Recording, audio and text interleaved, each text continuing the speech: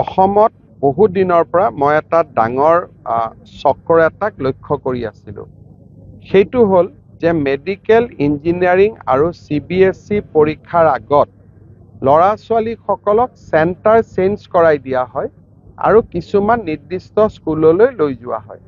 গোৱালপাৰা, নগাঁও, কামৰূপ জিলাৰ 247 গৰাকী ষ্টুডেণ্টক CBSE পৰীক্ষাত 30 নম্বৰকৈ অধিক নম্বৰ দিয়াৰ প্ৰতিশ্ৰুতি দি এখেতসকলক বৰাক উপত্যকাৰ পাথাৰকান্দিলৈ লৈ যোৱা হৈছিলে।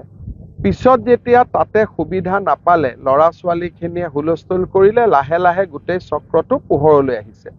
আৰু এইটো CBSEতে সীমাবদ্ধ নাথাকে, এইটো মেডিকেল এন্ট্ৰেন্স পৰীক্ষাটো চলি থকা ডাঙৰ এটা ফ্ৰড এটা আমাৰ সন্মুখলৈ আহিব। মই আগতে কৈ আছোঁ যে এই মানুহজন বহুত ডাঙৰ ফ্ৰড হয়। His history is all about fraud. আমাৰ অসমৰ কিছুমান বুদ্ধিজীৱীক তেওঁ নিজৰ অধীনলৈ লৈ আহি এটা মানুহক বিপথে পৰিচালিত কৰাৰ প্ৰচেষ্টা ইমান দিনে চলাই আছিলে। লাহে লাহে কথাবোৰ ধৰাত পৰিব। অসমত যাতে এডুকেশ্যনটোক এখন বজাৰলৈ ৰূপান্তৰ কৰা নহয়, তাৰ বাবে আমি প্ৰচেষ্টা কৰি থাকিম। চাওক, ইউনিভাৰ্চিটিত এটা ডাঙৰ সমস্যা যে মানুহে PhD ডিগ্ৰী লৈ আছে, কাম কৰা মানুহ, কিন্তু কাম কৰা মানুহজনে ছুটি লোৱা নাই। তাৰমানে কাম আৰু PhD দুইটা কেনেকে একেলগে হ'ব পাৰে? গতিকে লাহে লাহে এই গোটেই ইনভেষ্টিগেশ্যনবিলাক খুলিব। ফৰেন অসমত বহু দিনৰ পৰা মই এটা ডাঙৰ চক্ৰ এটাক লক্ষ্য কৰি আছিলোঁ। সেইটো হ'ল যে মেডিকেল ইঞ্জিনিয়াৰিং আৰু CBSE পৰীক্ষাৰ আগত ল'ৰা ছোৱালীসকলক চেণ্টাৰ চেঞ্জ কৰাই দিয়া হয় আৰু কিছুমান নিৰ্দিষ্ট স্কুললৈ লৈ যোৱা হয়।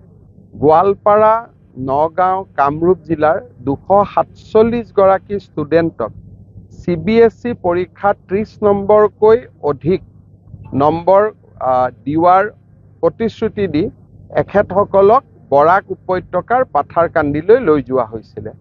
পিছত যেতিয়া তাতে সুবিধা নাপালে, ল'ৰা ছোৱালীখিনিয়ে হুলস্থুল কৰিলে, লাহে লাহে গোটেই চক্ৰটো পোহৰলৈ আহিছে। আৰু এইটো CBSEতে সীমাবদ্ধ নাথাকে, এইটো মেডিকেল এন্ট্ৰেন্স পৰীক্ষাটো চলি থকা ডাঙৰ এটা ফ্ৰড এটা আমাৰ সন্মুখলৈ আহিব। মই আগতে কৈ আছোঁ যে এই মানুহজন বহুত ডাঙৰ ফ্ৰড হয়। His history is all about fraud.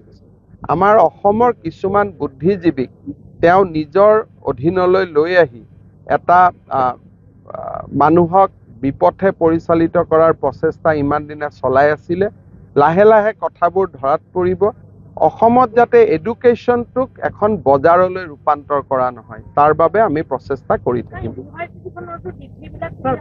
চাওক, ইউনিভাৰ্চিটিত এটা ডাঙৰ সমস্যা যে মানুহে PhD ডিগ্ৰী লৈ আছে, কাম কৰা মানুহ, কিন্তু কাম কৰা মানুহজনে ছুটি লোৱা নাই। তাৰমানে কাম আৰু PhD দুইটা কেনেকে একেলগে হ'ব পাৰে? গতিকে লাহে লাহে এই গোটেই ইনভেষ্টিগেশ্যনবিলাক খুলিব। Foreign investment will also come in advantage.